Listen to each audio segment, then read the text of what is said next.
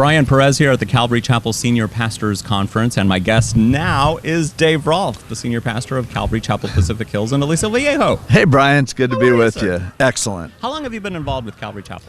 I've been involved at Calvary Chapel since 1971. Okay. And I've taught at Calvary from 73 to 79, came on staff in 79, was on staff at Costa Mesa for 25 years, and then I've been pastoring my own Calvary for the last 12 years. Right. So how'd you come to the Lord? I was at a summer camp. I grew up in a little Christian church and just didn't know the Lord at all, but knew all about the Lord. Mm-hmm. And I was at a summer camp, and John MacArthur was speaking, and I was sleeping through the entire session. But when I woke up, people were walking out, and I thought it was over. Okay. And so I got up and started walking out and realized I got accidentally in an altar call. Oh, my. And so, long story short, I got down in the altar call, and I was just sitting in there with my head down thinking about some stuff, and God spoke to me and said, it's now or never. Either you accept me now or you're not going to be able to. Interesting. And so I said, okay, look, I'm not going to tell anybody about this. I'm not going to stop doing drugs. I'm not going to stop fighting. I'm not going to stop stealing cars, breaking into houses. I'm not going to clean my language up. I'm not going to do anything different. But if you want to change me, I sincerely, just between me and you, I give you permission to do that. Right. And immediately happened? I just felt like different. And even afterwards, when the counselor came, I told them, I just came up by accident, sorry. And so they let me go. Other people were excited, hugging me, and I just go, hey, I was asleep. I didn't know what I was doing. I ended up in the altar call. Right. And yet, just that night, I knew there was a difference. And from that day on, after a few weeks, I had to admit what God was doing, because it was just, all my desires had changed, and I wasn't trying to be good at all, but it was just starting to happen, and so God's been changing me ever since. So you got into fights often at that age, or because that you actually told the Lord that you wouldn't be fighting anymore? Well, I lived in a barrio, and so fighting, shooting, things like that were just a regular part of our lives. Okay. So, and I still lived there, but I just, it was funny because. And I didn't try to quit hanging around the wrong people, but they started seeing me change, and they didn't want to hang around with me anymore. Ah, okay. So God just kind of took care of that. Right. And that's one of the differences that we're supposed to see or I should say, the people around us, they're supposed to notice that there's a difference, because if they don't see the difference, like, for example, if you had gone back to the fighting and everything else, they wouldn't have seen a difference in you. But right. And I think sometimes we tell people, we put too much of an emphasis on, okay, you're a Christian, now you need to change everything. Yeah. And we don't trust the Lord to actually do that work of changing. And then we miss a lot of evangelistic opportunities, because right away we pull people away from everyone that they know and indoctrinate them into Christian culture. And I think sometimes we'd be better off letting God do the changing. So he did that for me, and it just gradually the rest of my environment changed. I heard one of the pastors on K-Wave this morning say that it's amazing. A lot of Christians probably don't get invited to parties anymore, because they get that religious Pharisaical mentality, and so nobody wants to hang out. They're no fun anymore.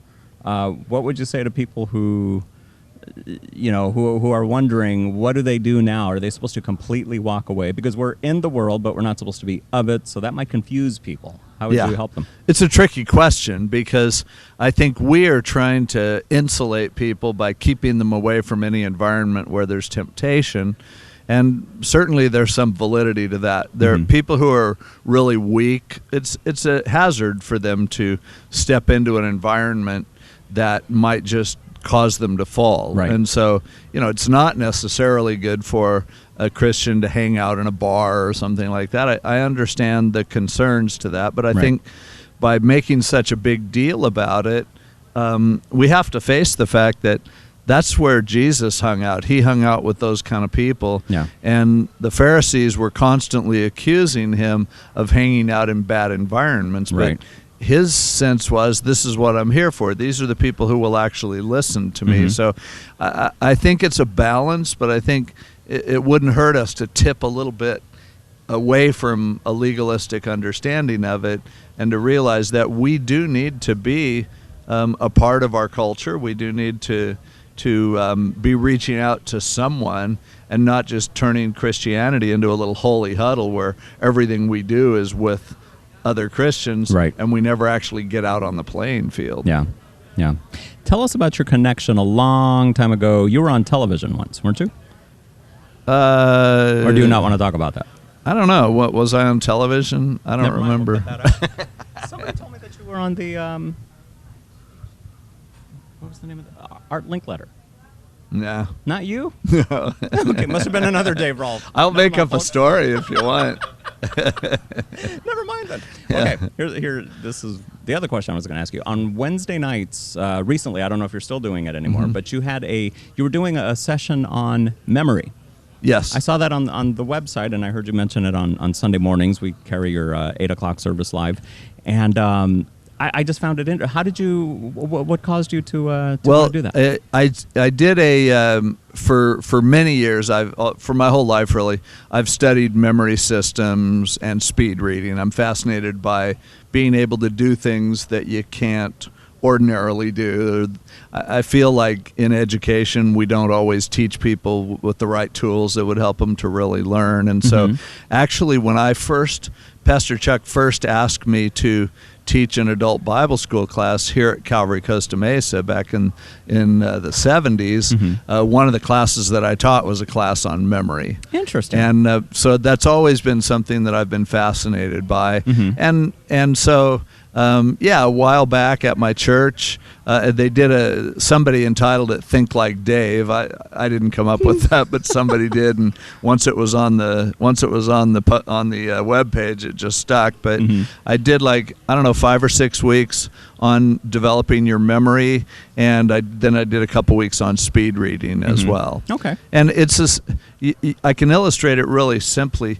You just take things that you want to remember and you turn them into a picture, something that you can see. Okay. You'll remember what you see, especially if it's unusual, much easier than you'll remember what you hear or read. Okay. And so, for instance, if we were going to learn the 10 Commandments, I would say, okay, for 1 through 10, use rhyming words. 1 is run, 2 is shoe, 3 is tree, 4 is door, 5 is dive, and so on. 6 stick, 7 heaven, 8 gate, 9 vine, 10 hen. Okay. So then with each commandment, like for instance, if 1 is run, the first commandment is, thou shalt have no other gods before me.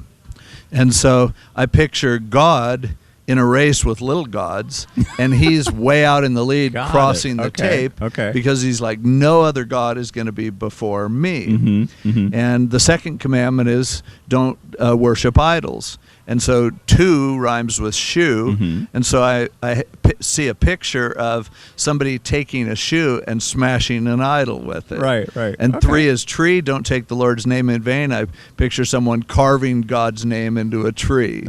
And 4 is door, and I say we keep the door closed because it's the Sabbath. Nobody goes out the door because it's the Sabbath, and that's the 4th commandment, and so on. So it's just that simple. It gets a little more complex because you have more than 10 numbers that you need to remember sometimes, and so then there are ways of turning consonants into turning digits into consonants, and so I have peg words like not just 1 through 10, but I know 32 is moon, and I have numbers up to at least 100. So it's really pretty simple. Anyone can do it. They just have to discipline themselves to actually do it. Right. And I think a lot of people might think that they can't do it, especially as we get older. We might, you don't want to learn anything new because you think you've learned everything. And I mean, I'm going to be 61 this Saturday, and I'm still able to preach without notes because this is what I do. Yeah. But for instance, my sermons start out with I know what my office looks like at work, at church. Okay. So the first thing, there's a TV on the wall, there's a group of furniture, there's a bookcase, another bookcase, there's a file cabinet, there's a computer printer, there's a computer, there's a desk, there's a cabinet, there's a picture on the wall. So my message, the start of it always has to do with that TV. Okay. And so I was teaching on the book of Esther this last Sunday, and it has 10 chapters. Right. And so chapter 1 was the whole thing with Vashti refusing to come in when Ahasuerus was calling for her, Right. and she ends up getting booted as the queen. Mm-hmm. So I just imagined that as a TV show, and I would see it happening on Right, the picture. Then chapter 2 was the beauty pageant that Esther won. Mm-hmm. And so they were sitting on my sofa and love seat and chair around a table, Mm-hmm. as each of them would get up and audition Okay. to be the. But also in chapter 2 is the story of her cousin saying, turning in two guys who were going to kill Ahasuerus. So I had Mordecai hiding under the coffee table in my office, so I knew that was in chapter 2 as well. Okay. And it just walked all the way through to Right, the 10th right. chapter, and it's just pictures. And you can easily remember the other stuff if you have a hint. Mm-hmm, And so that's every week, that's how I remember my messages, and I can still preach without being tied to notes. That's interesting. So that's great for memorizing Bible verses. I mean, that's and scriptures and teaching them to our children. Not only that, it's good for remembering a grocery list. Instead of having to write it down, you could take this set right here and say, you got to picture a piece of lettuce in that chair and somebody dumping ketchup all over the sofa and so on, and you can easily think your way right through it and remember it. Don't forget the lettuce and ketchup on the way home. Yep. Awesome. Well, Dave Rolph, thank you so much for stopping by the booth. It's great to be the here, Balanced Brian. Word heard Monday through Friday at 1 p.m. and then Sunday mornings live from Calvary Chapel, Pacific Hills. And happy upcoming birthday. Thanks. In fact, hey everybody, it's Dave Rolph's birthday soon. Happy birthday to you. Yeah, it's going over really big. All right, man. God bless you. All right. Take care.